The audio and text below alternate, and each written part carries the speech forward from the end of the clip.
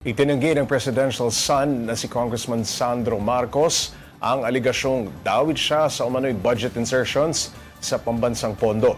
Sa panibagong video ni dating Ako Bicol Congressman Zaldico, inakusahan niya si Congressman Sandro na nagsingit umano ng higit 50 billion pesos na pondo para sa flood control projects mula 2022 hanggang 2025.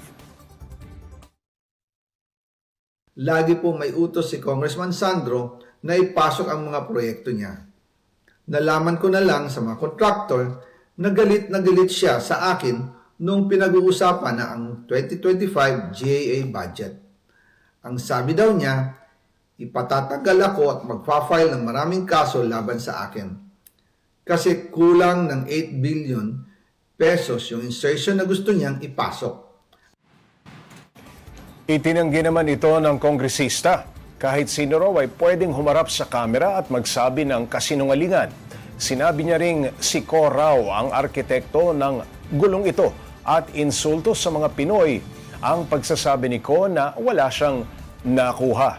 Git pa ni Congressman Sandro, hindi truth crusader si Ko.